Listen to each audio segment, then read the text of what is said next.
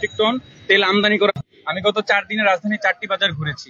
বিক্রেতারা বলছেন যে পর্যাপ্ত তেল থাকা সত্ত্বেও তাদের চাহিদা অনুযায়ী দেওয়া হচ্ছে না, এবং একই সাথে তাদেরকে শর্ত সাপেক্ষে তেলের সাথে অন্যান্য তাদের যে প্রোডাক্ট সেগুলো ধরে দেওয়া হচ্ছে। এই যে ক্রাইসিসটা, এটা তো কৃত্রিম সংকট, কারণ সরবরাহ করা হচ্ছে না আমদানি থাকা সত্ত্বেও। এই বিষয়ে কি সরকার কি যথাযথ পদক্ষেপ নিতে পারছে না, নাকি সিন্ডিকেটের কাছে জিম্মি? আমাদের তেল বাজারে মূলত 4টা কোম্পানি সরবরাহ কার্যক্রম পরিচালিত করে: বসুন্ধরা, সিটি, মেঘনা এবং টিকে গ্রুপ।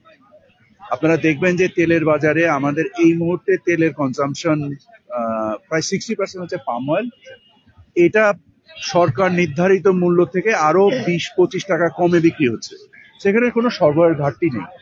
সয়াবিন কেন্দ্রিক একটা সরবরাহ ঘাটতি রয়েছে বাজারে, যেটাকে অস্বীকার করার কোনো জায়গা নেই, এবং আমরা আশা করছি আজকে থেকে এটা সরবরাহ ব্যবস্থা উন্নতি হচ্ছে।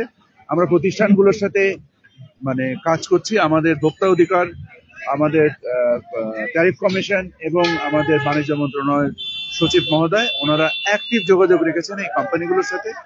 আশা করা যায় যে আজকাল থেকেই আল্লাহর রহমতে সরবরাহ ব্যবস্থা উন্নতি ঘটবে, এবং সয়াবিনের যে আপৎকালীন যে সরবরাহের যে সামান্য একটা পার্থক্য রয়েছে, বা কিছুটা পার্থক্য রয়েছে, সামান্য না, কিছুটা পার্থক্য রয়েছে, এই পার্থক্যটা ইনশাল্লাহ আগামী 2-3 দিনের মধ্যেই মিটে যাবে। স্যার, পাইকারি এবং খুচরা বিক্রেতারা মনে করছেন যে দাম বাড়ানোর একটা প্রবণতা লক্ষ্য করা যায়, তারা হয়তো চাচ্ছে, যারা হচ্ছে। নিশ্চয়ই, তাতে কোনো সন্দেহ নেই, কিন্তু আমরা সেই সেইটা ঘটতে দিতে চাই না।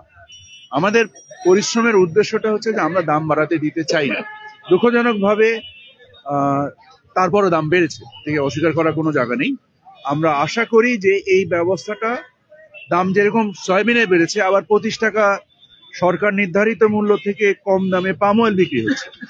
সো দাম বেড়েছেও, দাম কমেছেও। আমরা আশা করছি সয়াবিনের দামটাও কমে আসবে। যে দামটা এখন বাড়তে এই মুহূর্তে আছে, এটা আগামী 3-4 দিনের মধ্যে ইনশাল্লাহ কমে যাবে। ছোট বাজারে অভিযান করা হয়, সবসময় বাজারিরা বলে যে শুধু ছোট বাজারে অভিযান করা হয়, বড় যেখানে পাইকার সেখানে আপনারা অভিযান করেন না। বারবার তারা এই অভিযোগগুলো করে। আজকেও দেখা যাচ্ছে আপনারা বাজারগুলোতে অভিযান বা মনিটরিং যেখানে করছেন। আসলে আপনি বড় বাজারগুলো একটু নাম বলেন, আমরা ইনশাল্লাহ। তারা মিলের কথা বলে, বাজারিরা যারা দোকানদার তারা সরবরাহ করে। আপনি যদি নির্দিষ্ট করেন, আমরা ওই বাজারে অভিযান পরিচালনা করবো, বলে দেন, যাবো ইনশাল্লাহ। আর এই যে মৌলভীবাজার বলবে মিল যেগুলো, সেই মিলের কথা তারা বলছে। মিলের সাথে তো আমাদের যোগাযোগ সর্বস্বই হচ্ছে। আপনারা যদি এই মুহূর্তে তো চাহিদার একটা, যখনই কোনো জিনিসের চাহিদা হয় তখন একটা প্রেসারের কারণে দাম বেড়েছে। তবে কিছু ধরনের লেবুর দাম বেড়েছে, কিছু ধরনের লেবুর দাম স্থিতিশীল আছে।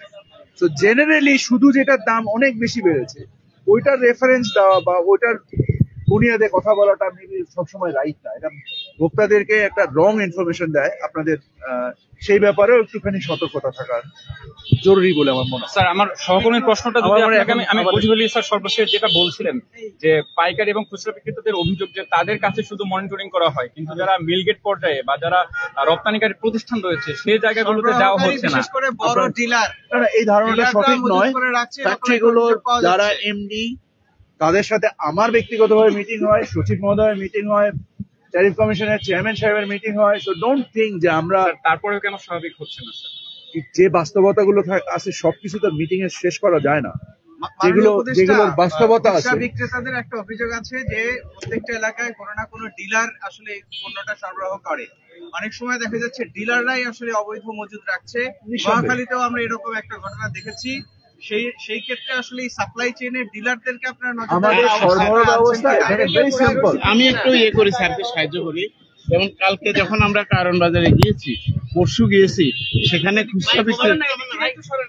খুচরা বিক্রেতাদের কাছে স্যার মজুদ দেখেছি এবং তাদের লুকানো তেল দেখেছি। ফলে খুচরা বিক্রেতাদের অভিযোগ করে আপনি যেটা বললেন, আমার মনে হয় এটা নিয়ে ভাববার অবকাশ আছে।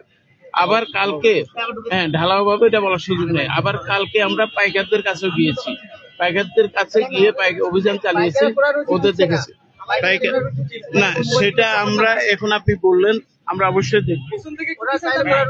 না, এটা বলছি তো এখন শুনলাম, কিন্তু কালকে যখন দোকানে গেলাম এটা আমরা দেখিনি। এই যে দোকান থেকে বের হলাম, কেউ বলে তার কাছে আধা লিটারের তেলের বোতল 6 দিন আগের স্টক, সে বলছে 6 দিন ধরে বিক্রি হয়নি।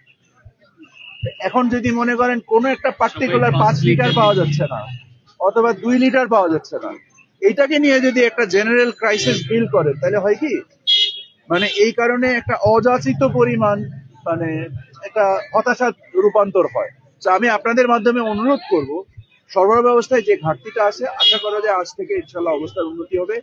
এবং কিছু কিছু কোম্পানি আমি জানি তারা আমাদের কাছ থেকে অনুমতি নিয়ে সরাসরি নিজেরাও ট্রাক সেল করছে, মানে ভর্তুকি মূল্যে না, আমরা যেটা টিসিবির আন্ডারে ভর্তুকি মূল্যে করি, বাজার মূল্য। তারা বাজার মূল্যে ট্রাকে মাল বিক্রি করছে। ওটাও নিশ্চয়ই আপনারা এখানে কিছু কিছু মিডিয়াও কভার করেছেন, সেগুলো নিয়ে কভার করেন যে বাজারে চাহিদাকে, সরবরাহ ব্যবস্থাকে সহজ করার জন্য মানে কোম্পানি কর্তৃক বাজারে পণ্য বিক্রি করছে। কারণ আমরা তাদের সাথে এঙ্গেজ হচ্ছি, একসাথে সংযুক্ত থেকে বাজার ব্যবস্থাকে শুধু তেল কেন্দ্রিক না, আমাদেরকে তো শুধু তেল কেন্দ্রিক নিয়ে চিন্তা করলে হয় না, আমাদেরকে সামগ্রিকভাবে বাজার ব্যবস্থাপনা নিয়ে চিন্তা করতে হয়। এবং সকল কিছু নিয়ে চিন্তা করে আল্লাহর রহমতে আল্লাহ তাআলা বরকত দিচ্ছেন। আশা করি এই তেলের সংকটটাও সহসা মিটে যাবে ইনশাআল্লাহ। আসসালামু আলাইকুম ওয়া রাহমাতুল্লাহ।